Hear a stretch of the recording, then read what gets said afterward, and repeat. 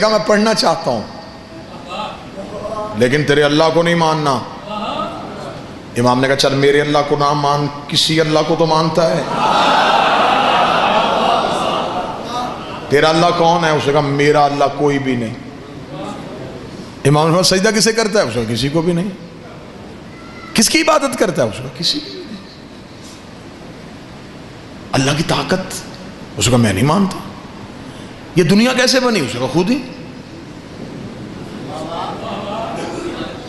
اس نے کہا میں دہریہ ہوں، میں لا مذہب ہوں، میرا عقیدہ ہے ہر چیز خود وجود میں آئی ہے، خود فنا میں بدل جائے گی، اور یہ عقیدہ آج بھی ہے، آج بھی مذہب کے موجود۔ اس نے کہا میں لا مذہب ہوں، میں قائل نہیں ہوں۔ اب بتائیں پڑھائیں گے کہ نہیں؟ میں نے کہا پڑھائیں گے۔ پڑھنا کیا چاہتا ہے؟ طب سیکھنا چاہتا ہوں، حکمت سیکھنا چاہتا ہوں، حکیم بننا چاہتا ہوں، میڈیکل سیکھنا چاہتا ہوں۔ امام نے کہا پڑھائیں گے۔ پڑھنا شروع ہو گیا، مسلسل امام کی یونیورسٹی میں مکتب میں آ رہا ہے اور امام سے درس لے رہا ہے۔ ایک دن بیٹھ کے حلیلے کے بیج کوٹ رہا تھا۔ بزرگ دعا فرما رہے ہیں میرے لیے بڑی سعادت۔ امام کو خبر ہو گئی کہ اب لوہا گرم ہے، وہ بیٹھ کے حلیلے کے بیج کوٹ رہا ہے۔ امام قریب گئے، قریب جا کے امام پتھر پہ بیٹھ گئے۔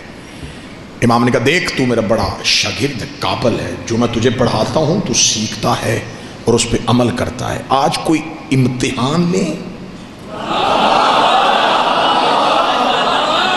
جی مولا لیں۔ امام نے فرمایا کیا کر رہا ہے؟ مالک آپ نے کل والے درس میں بتایا تھا کہ حلیلے کے بیج کوٹ کے ایک صفوف تیار ہوتا ہے جو جلد کے امراض کا علاج ہوتا ہے۔ امام نے کہا اچھا، تو اس پہ تجربہ کر رہا ہے؟ جی تجربہ کر رہا ہوں۔ امام نے فرمایا چل تو مجھے اسی پہ سوال کرتے ہیں، دنیا میں پہلے بیج آیا تھا یا درخت؟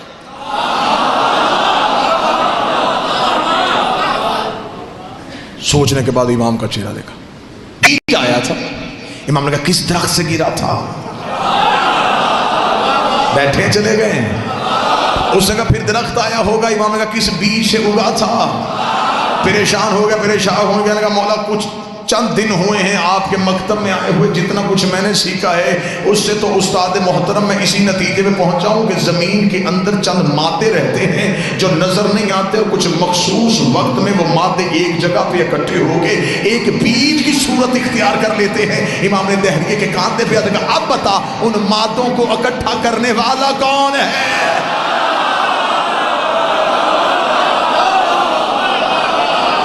کون ہے جو ان مادوں کو اکٹھا کرتا ہے؟ تو نے نہ نظر آنے والے مادے مان لیے، نہ نظر آنے والا اللہ کیوں نہیں مانا؟ جیسے مادے نظر نہیں آتے ایسے مادوں کا خالق بھی نظر نہیں آتا، جیسے وہ بھی چھپے ہوئے راز ہے ایسے وہ بھی چھپا ہوا راز ہے۔ اتنا کہنا تھا، اس نے قدموں پہ ہاتھ رکھے گا قربان جاؤں تیرے، تو نے صرف اللہ منوایا نہیں، تو نے تو دکھا بھی دیا۔